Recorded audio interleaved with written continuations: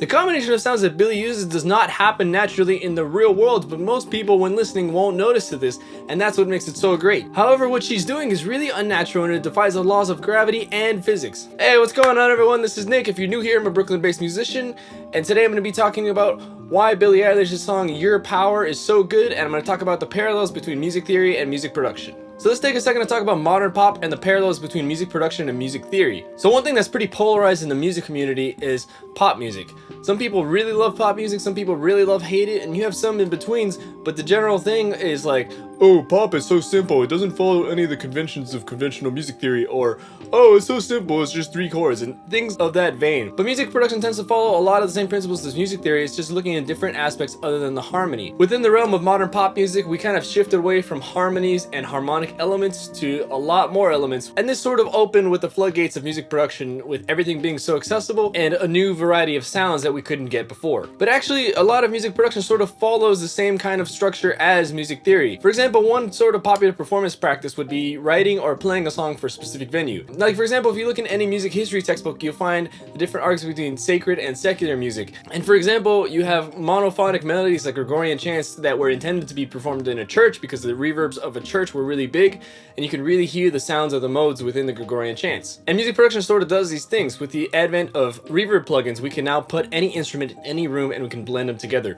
We don't have to necessarily rely on all the instruments being in that exact room. We can start to play with these different spectral elements. But now let's look at the meat and bones of this song specifically. So first I want to talk about the guitar and the guitar chords and what's going on with that. The guitar player in this song is taking more of a rhythmic role because there's no drums, there's no bass, there's no really any other elements, so the guitar player is sort of carrying the whole thing, allowing Billie Eilish the freedom to phrase her melodies nice and freely and add different textures on top of it. So this song basically follows the stereotype of modern pop, which is only use 3 or 4 chords. The chords are F major, A minor, and E minor. If we were to look at this using Schenkerian analysis, we'd have a 4, a 6, and a 3 chord in the key of C major, or if we were looking at this in the Lydian chromatic concept analysis, we'd have a 1 chord, we have a 3 horizontal chord, and a 7 horizontal chord. But as Adam Neely likes to say, this sort of analysis sort of fails to explain a lot of the things going on within the song. But one term that I feel fits really well with this sort of thing is the term cantus firmus. So according to the Harmony and Voice Leading textbook by Aldwell and Schachter, this is exactly what a cantus firmus is. Before turning our attention to the principles of first species writing in terms of counterpoint, first examine a cantus firmus, a melody to which counterpoints are composed, sometimes above and sometimes below the cantus firmus. And basically what they're referring to here is a contrapuntal writing of Bach, where essentially you'd have one melodic line and you essentially build on top of that and build different lines in counterpoint with these other lines. There's a lot of rules to these counterpoint, but the cantus firmus was the melody that stays the same. Now this traditionally applies to melodies, but we can apply the same thing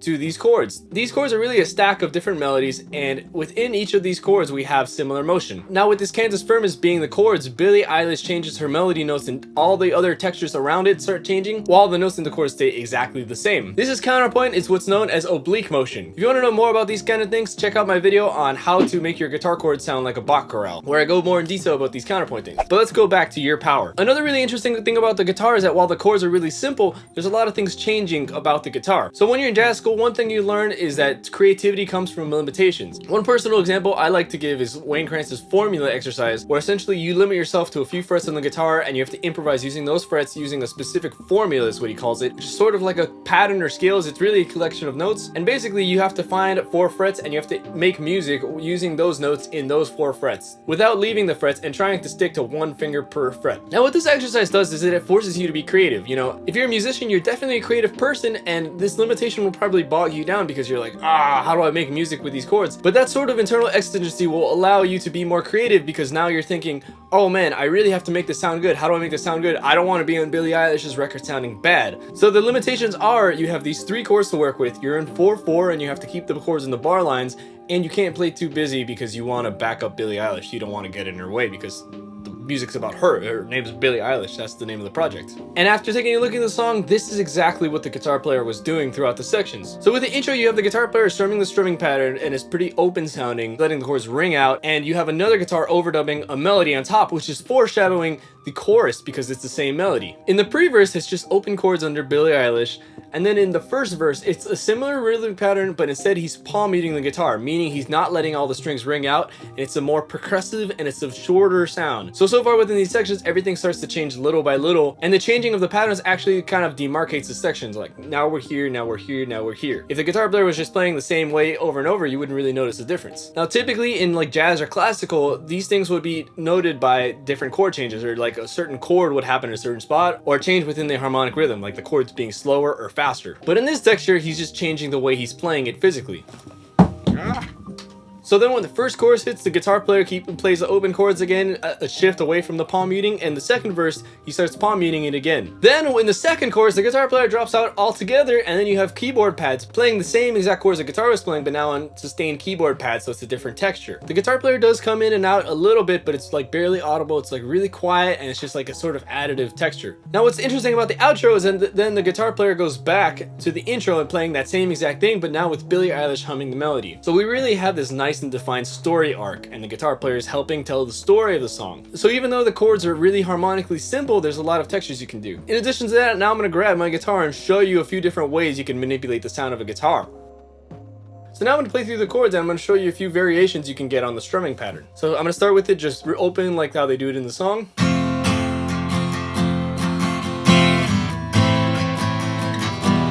Now I'm going to do it at the bridge. Very different texture. Now the fretboard.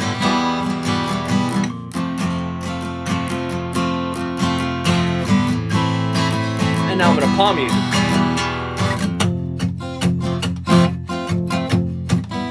It's a lot more percussive. Now I'm going to finger pick.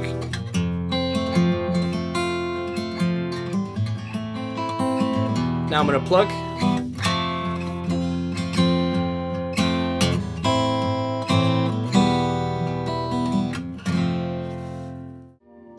So just by changing up what my right hand is doing, we create a lot of variety within the texture. Now finally, the moment you've all been waiting for, let's take a look at what's happening with Billie Eilish's voice. So Billie Eilish has sort of developed a reputation as this sort of like whisper singing.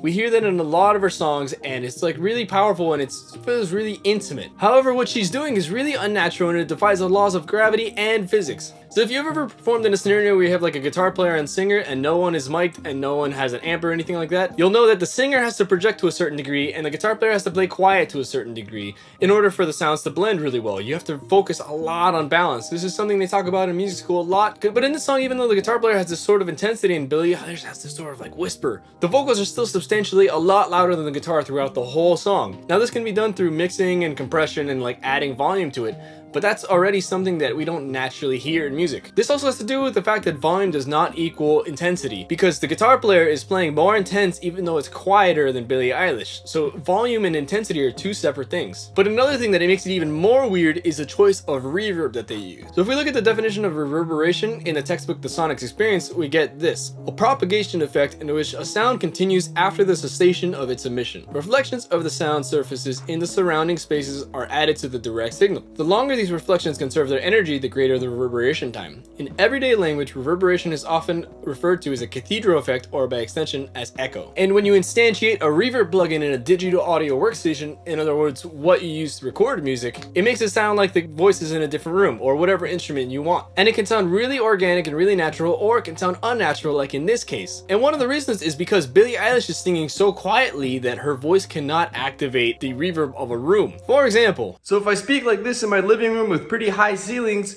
you're gonna hear the reverb. But if I speak like this, you're not really gonna hear much reverb.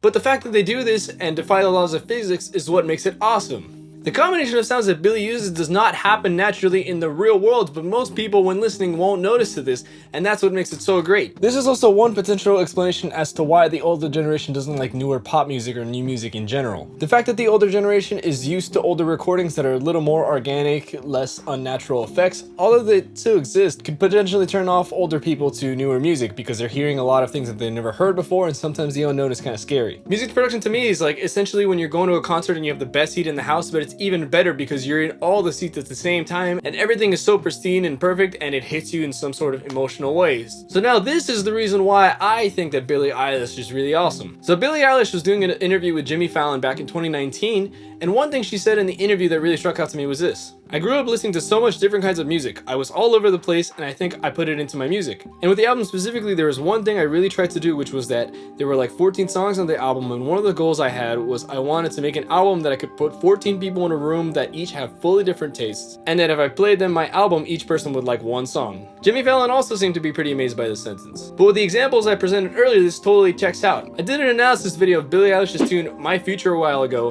where I compared it to the jazz standard Misty and pointed out some of the parallels. And it turns out there's a lot of chords that Billie Eilish used that Misty also used, so I can see clear evidence that Billie Eilish took influence from jazz because she took jazz harmony, so to speak. So for me, it's a combination of these music theory and music production elements that makes her music so great, and why I like Billie Eilish. I'm not sure exactly how many jazz musicians share the sentiments, but I do think this way. But anyway, thank you so much for watching. Thanks for sticking around. If you've enjoyed this, please like and subscribe, and I hope to see you in the next video. Take care.